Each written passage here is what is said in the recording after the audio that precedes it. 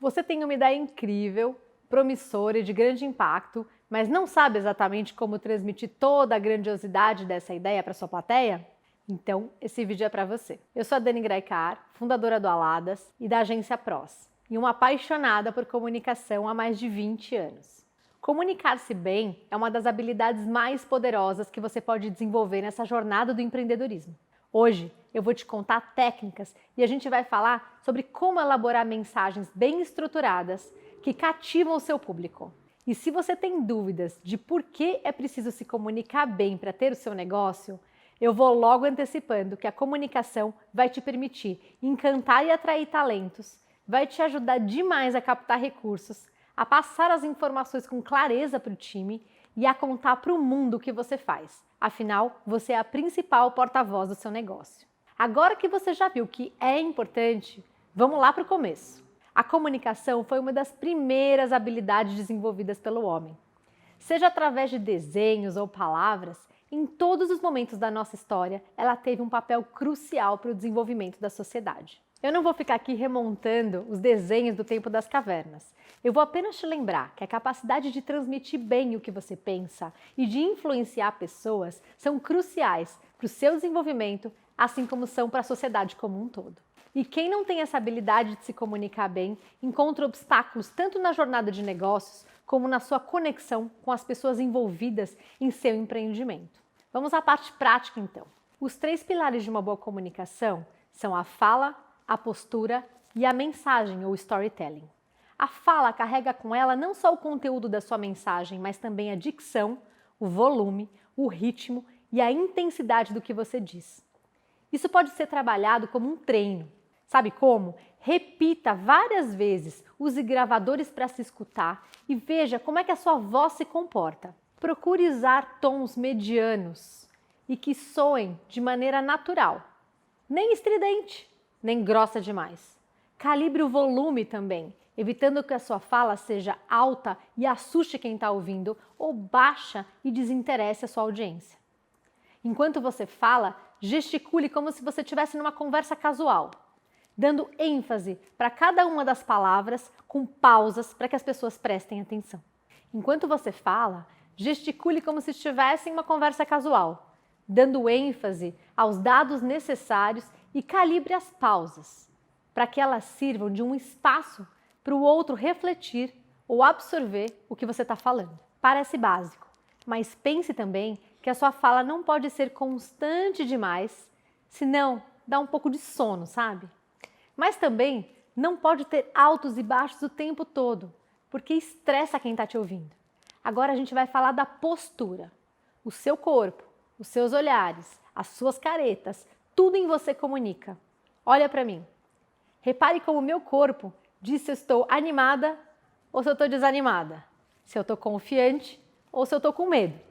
A postura ereta está intimamente ligada à boa presença que os seus ouvintes podem criar de você. Quando o seu corpo demonstra segurança assim, você transmite autoridade em falar sobre um determinado assunto.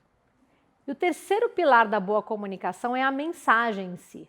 Não existe uma receita de bolo para estruturar mensagens, mas você pode se basear em 4 princípios. O primeiro, seja simples. Quanto mais simples uma informação é transmitida, mais fácil a sua assimilação pelo público. Procure utilizar recursos visuais que trabalhem outros sentidos e auxiliem na recepção das mensagens. Evite muitas gírias, e eu gosto de pensar que uma boa apresentação em PowerPoint obedece àquele conceito 20-20-20, máximo de 20 slides, cada um dito em até 20 palavras, por 20 segundos cada um. O segundo princípio é saber o que o seu público já sabe. Conhecer o seu público e o grau de conhecimento dele sobre o assunto que você vai falar permite que você ajuste para não ser básica demais e nem específica demais. Além disso, use uma linguagem oral ou visual que seja coerente também com os receptores dessa mensagem. O tipo de imagem que você escolhe, a linguagem, as palavras, você pode adaptar para aumentar essa empatia. O terceiro princípio é sintetize as ideias. Quando um assunto é muito extenso, a conexão entre as ideias fica difícil de assimilar. Então, a cada bloco de informação, procure mostrar um rápido resumo, que informe todos os dados já passados e qual a sua relação com eles. Dessa forma, você assegura que o seu público está entendendo a mensagem e quem te ouve se mantém engajado com a conversa.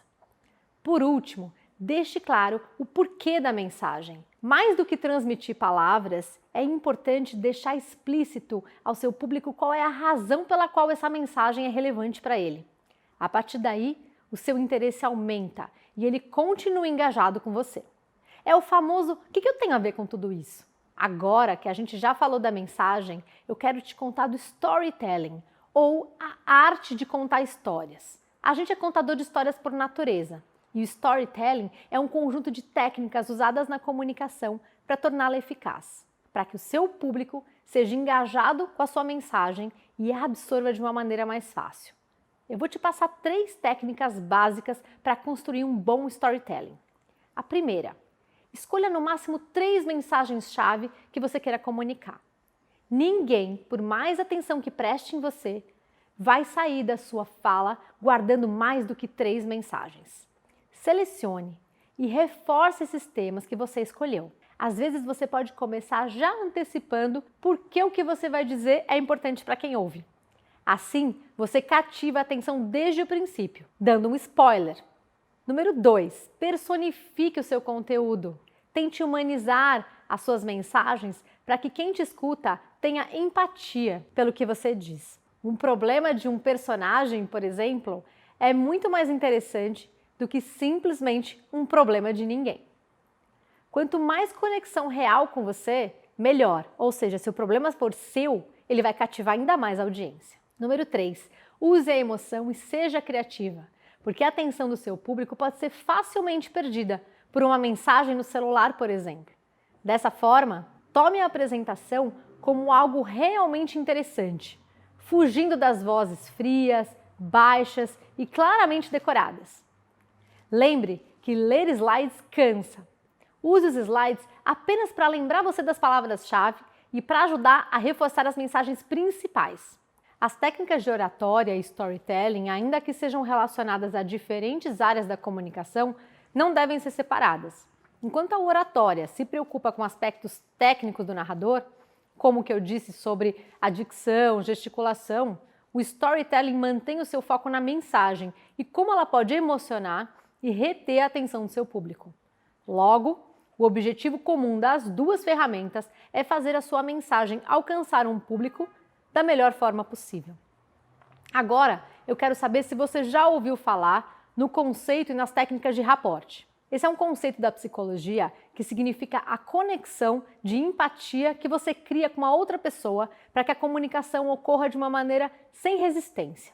De maneira mais simples, é envolver um indivíduo na sua fala para que ele se encante pelo seu assunto. Mas como é que eu posso aplicar esse conceito de rapport? Eu vou te passar algumas dicas agora. A primeira, contato visual e sorriso. Para iniciar, isso é crucial que você estabeleça um contato visual. Assim, o seu ouvinte consegue identificar se a sua atenção está realmente voltada para ele, além de saber a sua reação sobre o assunto que você está abordando. Além disso, um sorriso no rosto faz toda a diferença e é essencial para mostrar que você está apta a estabelecer essa conexão. Número 2, postura corporal. Essa habilidade de postura deve ser trabalhada com muito cuidado.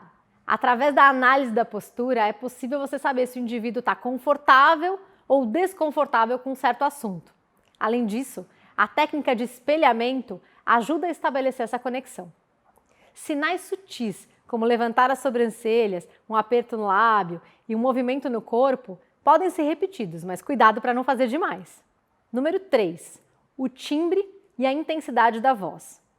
Esses elementos, como eu já falei um pouquinho antes, eles denunciam a forma como as pessoas se sentem sobre um determinado assunto.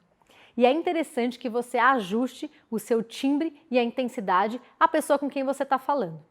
Assim, você estabelece melhor a empatia. Repare que timbres baixos e lentos podem indicar uma tristeza, enquanto timbres estridentes e muito altos podem mostrar que você está mais agressivo em relação àquele assunto.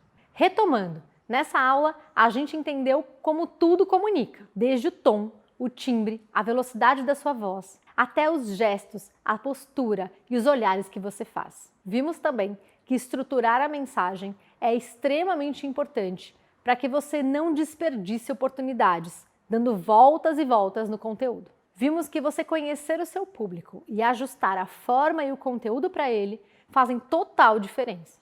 E lembre, entre o que você diz, o que você queria dizer, o que o outro ouviu e o que ele entendeu, existe um abismo. O bom comunicador sabe reduzir ao máximo esse abismo. Espero que você se sinta pronta para isso. Obrigada e até a próxima aula.